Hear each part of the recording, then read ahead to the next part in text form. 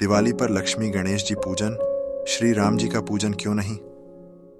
अधिकतर घरों में बच्चे यह दो प्रश्न अवश्य पूछते हैं। जब दीपावली भगवान राम के 14 वर्ष के वनवास से अयोध्या लौटने की खुशी में मनाई जाती है, तो दीपावली पर लक्ष्मी पूजन क्यों होता है? राम और सीता की पूजा क्यों नहीं?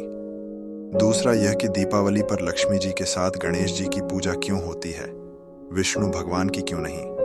इन प्रश्नों का उत्तर अधिकांशतः बच्चों को नहीं मिल पाता, और जो मिलता है उससे बच्चे संतुष्ट नहीं हो पाते।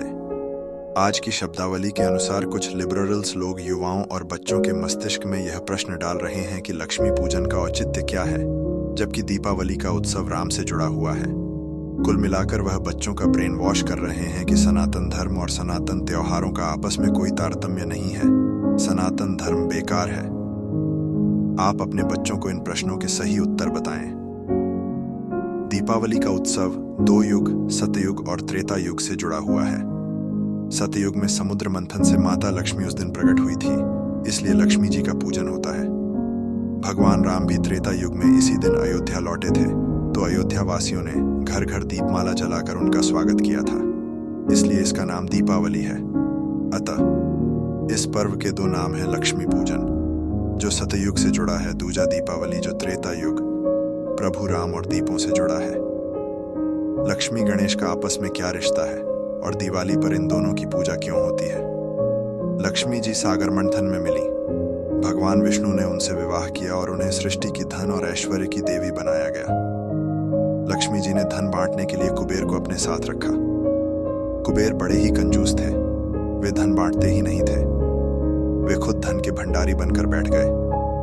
माता लक्ष्मी खिन्न हो गईं, उनकी संतानों को कृपा नहीं मिल रही थी। उन्होंने अपनी व्यथा भगवान विष्णु को बताई। भगवान विष्णु ने कहा कि तुम कुबेर के स्थान पर किसी अन्य को धन बांटने का काम सौंप दो। मां लक्ष्मी बोली कि यक्षों के राजा कुबेर मेरे परम भक्त हैं, उन्हें बुरा लगेगा। तब भगवान विष्णु ने उन्हें गणेश जी की विशाल बुद्धि को प्रयोग करने की सलाह दी। मां लक्ष्मी ने गणेश जी को भी कुबेर के साथ बैठा दिया। गणेश जी ठहरे महाबुद्धिमान। वे बोले, मां, मैं जिसका भी नाम बताऊंगा उस पर आप कृपा कर देना, कोई किंतु परंतु नहीं। मां लक्ष्मी ने हाँ कर दी। अब गणेश जी लोगों के सौभाग्य के विघ्न, रुकावट को दूर कर उनके लिए धनागमन के द्वार खोलने लगे। कुबेर भंडारी देखते रह गए, गणेश जी कुबेर के भंडार का द्वार खोलने वाले बन गए।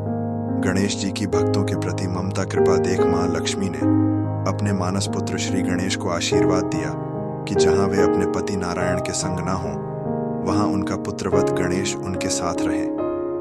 दिवाली आती है कार्तिक अमावस्या को। भगवान विष्णु उस समय योग निद्रा में होते हैं। वे जागते हैं 11 दिन बाद देव उठनी एकादशी को।